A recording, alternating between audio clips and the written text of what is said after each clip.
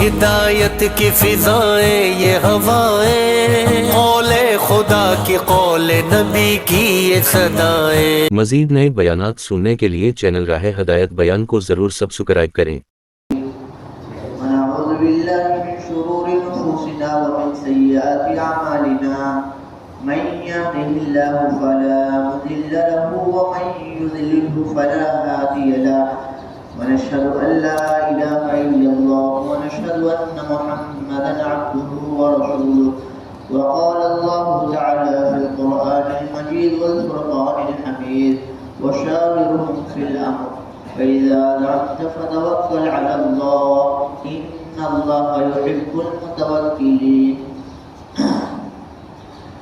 میرے انتہائی معزز بزرگوں، دوستو عزیز،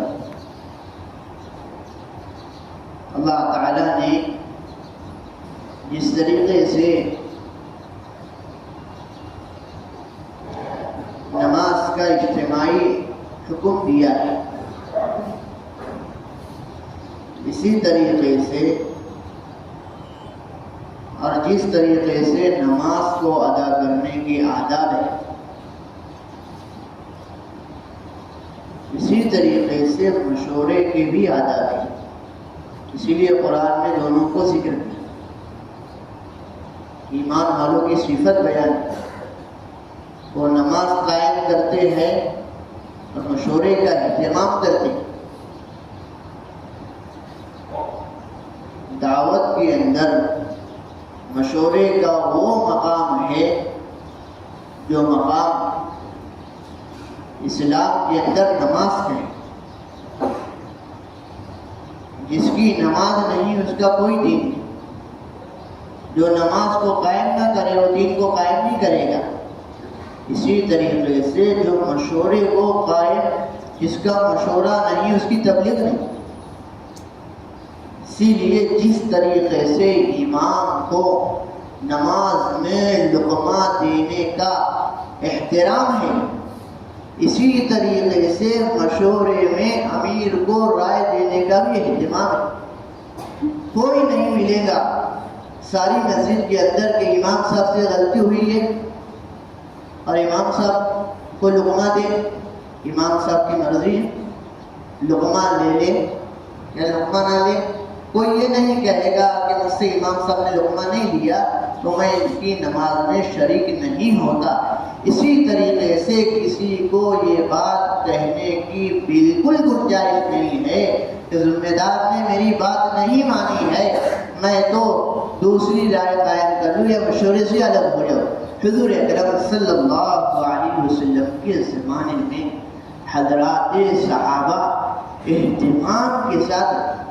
اس کا اہتمام کیا کرتے تھے،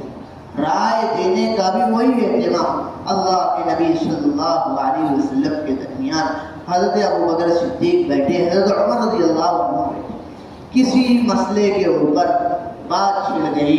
دونوں میں سے ایک دوسرے کی آواز اللہ کے نبی صلی اللہ علیہ وسلم کے سامنے بلند ہو گئی۔ فوراً جبرائیل آیت لے کر آئے کہ اپنی آواز کو اللہ کے نبی کے سامنے بلند نہ کرو ورنہ اللہ ساری زندگی بھر کے اعمال کو ضائع کر دے گا۔ یعنی جو حکم حضور اکرم صلی اللہ علیہ وسلم کے سامنے حضرات صحابہ کو بات کرنے کا تھا، اسی لیے حضرت عمر رضی اللہ عنہ اتنی دھیمی آواز سے اللہ کے نبی صلی اللہ علیہ وسلم کو رائے دینے لگے کہ اللہ کے نبی صلی اللہ علیہ وسلم کو پوچھنا پڑا کہ عمر آپ کیا چاہتے ہیں۔ اسی لیے بزرگ عزیزو، اپنے امیر کو بھی رائے دینے کا اہتمام ہے۔ جس رائے پر رائے تو مختلف ہوگی لیکن ساری رائے کو ایک بنانے کے لیے اپنے ذمہ دار کا فیصلہ ہوگا، اس کے بعد کوئی دوسرا فیصلہ قائم کرنے والا ایمان والا تو نہیں ہو سکتا، منافق ضرور ہو سکتا ہے۔ حضور اکرم صلی اللہ علیہ وسلم کے زمانے میں حضرات صحابہ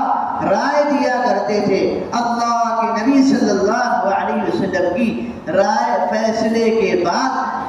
باہر جا کر جو دوسری رائے قائم کی جاتی تھی، میرے بزرگوں دوستوں عزیزوں، یہ پوچھا جاتا ہماری تو مشورے میں یہ رائے تھی، ہماری تو مشورے میں رائے تھی۔ جب مشورے میں مختلف رائے تھی، لیکن جس رائے پر وقت کے ذمہ دار نے فیصلہ کر دیا، اب ساتھیوں سے پوچھا جائے کہ آپ کی کیا رائے تھی، کہنے لگے جو طے ہو چکا وہ رائے تھی، جو ذمہ دار نے طے کر دیا۔ اور کسی وجہ سے ذمہ دار سے غلطی ہو جائے مشورے کے اندر، تو اس کا یہ ادب نہیں، اس کا یہ ادب نہیں ہے کہ اس سے اختلاف کر کے الگ ہو جایا جائے، بلکہ ذمہ دار کو اللہ کے نبی صلی اللہ علیہ وسلم سے کسی ایک معاملے کے اندر، بدر کا معاملہ ہے، اللہ کے نبی صلی اللہ علیہ وسلم نے رائے دی کہ ہماری زمین یہ زمین ہوگی اور کفار مشرکین کی فلاں زمین ہوگی۔ ایک صحابی رضی اللہ عنہ اللہ کے نبی صلی اللہ علیہ وسلم اکیلے تھے، اللہ کے نبی صلی اللہ علیہ وسلم کے پاس گئے، یا رسول اللہ، یہ آپ کا فیصلہ ہے یا اللہ کی طرف سے؟ اللہ کے نبی صلی اللہ علیہ وسلم نے کہا کہ اس لیے یہ میرا فیصلہ ہے اللہ کی طرف سے، تو اس پر کوئی بات نہیں ہے۔ پھر کہنے لگے اللہ کے نبی صلی اللہ علیہ وسلم، کتنا اچھا ہوتا کہ یہ جو نرم زمین ہے یہ زمین ہماری ہو جاتی، یہ پانی والی زمین ہماری ہو جاتی، ہمارے سارے اعمال یہاں قائم کیے جاتے تاکہ آنے والے مشرکین کو ہمارے اعمال سے وہ لوگ متاثر ہو کر بھی جاتے اور ہماری زمین پر آ کر وہ پانی بھی پیتے، جس کے ذریعے ہم انہیں دعوت دیتے۔ تو اللہ کے نبی صلی اللہ علیہ وسلم نے اس ایک ساتھی کی رائے پر اپنا فیصلہ بدل دیا۔ لیکن میرے دوستوں بزرگوں، کوئی بھی معاملہ جس معاملے کے اندر ایک فیصلہ ہو جانے کے بعد کوئی رائے ایسی لگے جس پر فیصلہ بدلنا ہے، تو حضور اکرم صلی اللہ علیہ وسلم نے وہ بھی طریقہ بتایا۔ اسی لیے بزرگوں عزیزوں، مشورے کا ہمیں خوب اہتمام کرنا، اور مشورے کے اندر جس طریقے سے ایک نماز میں آنے کے بعد جانے کی گنجائش نہیں ہے، اسی طریقے سے نماز کے سلام پر نماز سے نکلا جاتا ہے، اسی طریقے سے مشورے کی دعا پر مشورے سے نکلا جائے۔ اللہ کے نبی صلی اللہ علیہ وسلم کا مشورہ امر جامع قرآن میں کہا ہے، اس پر اجازت لے کر جانا ہی ضروری ہے، بغیر اللہ مومنین کی شان ہی نہیں ہے۔ قرآن نے بیان کیا کہ مومنین کی شان نہیں ہے کہ وہ مشورہ ہو اور اس کی اجازت لے کر جائیں، بلکہ بغیر اجازت منافقین جاتے تھے مشورے سے اٹھ کر۔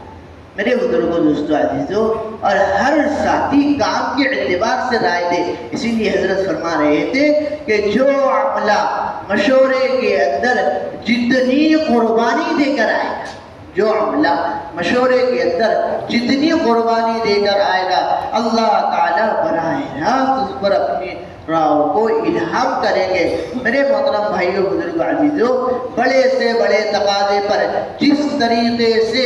بڑے آزاد کے ہونے کے اوپر ہر چیز کا چھوڑنا ضروری ہے، اسی طریقے سے مشورے کی آواز پر اور امیر کی آواز پر ساری چیزوں کو قربان کر کر آنا ضروری ہے، تاکہ ان ساری چیزوں کا ہم اہتمام کریں۔ میرے پیارے بھائیوں بزرگوں، ہمارا کام جتنا صحابہ اور صحابہ کے طریقے سے میل کھائے گا، اتنا ہمارا کام مضبوط ہوگا۔ اسی لیے انشاءاللہ سب ساتھی اہتمام کریں گے۔